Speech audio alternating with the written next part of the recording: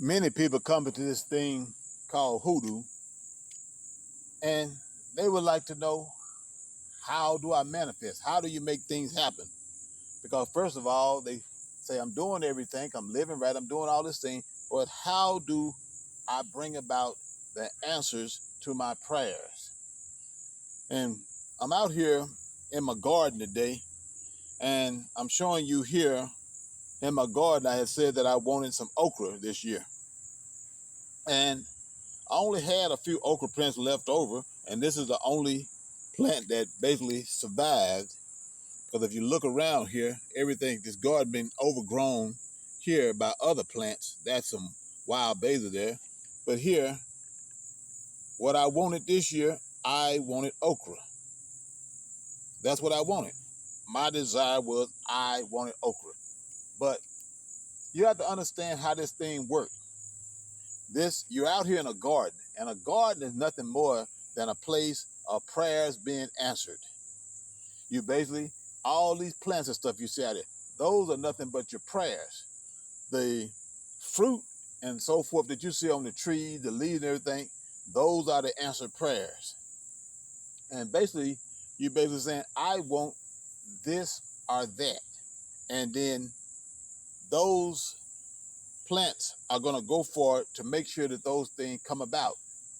You're basically telling it what you want. So it's not that you're worshiping the plant, believing in the plant. You're basically telling the universe, the plant, this is what I want. This is what you're telling God that you want.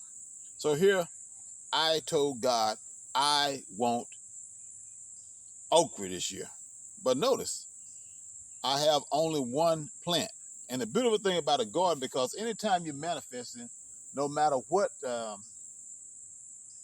metaphysical discipline you're in order to manifest, you need these four elements. You need fire, you need water, you need air, and you need earth. And all those things are found in the garden. And here we have this okra plant. I said I wanted okra. So as anyone can see, I'm not going to get okra from that plant. Well, I could get okra from this plant later on, but we only got a few months left in the growing season because it get cold around here. But I only got one plant. But today, my prayers was answered. See, my prayers was answered. Someone came by and gave me all of this okra for free. See, and that's the way you got to look at hoodoo. I always use an affirmation like, I'm buying and eating without price and without money. I'm buying and eating with the consciousness of my mind, which is the Lord God of truth, the law of life, my God that reside on the inside of me. When others say there is no way, the Lord God of truth, the law of life, my God that reside on the inside of me, say there is a way. I accept and receive that way now, immediately, quickly, swiftly, always, permanently, forever, past, present, future, whithersoever I go. People, your job is not to tell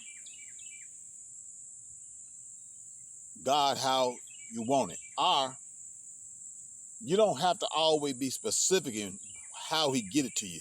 The key thing is, I wanted okra. I went into my garden. I put an okra plant down. This okra plant here has not produced for me, but the way that the spirit works, I don't question it. I let him deliver things to me the way that he see fit. And that is how you go about manifesting things in hoodoo. And if you read Ecclesiasticus chapter 38, verses 1 through 15, it'll tell you how you make these things work. That's in the Apocrypha, but that's how you get things to happen. You don't sit there and say, well, I put this in my garden. It has to come exactly from my garden. No, it may be other things going on in your garden. In my case, I'm trying to figure out every different herb that I have out here. So this year I just let things overgrew. And I had a few plants that um, germinated and came up, and I went ahead and put that in my garden.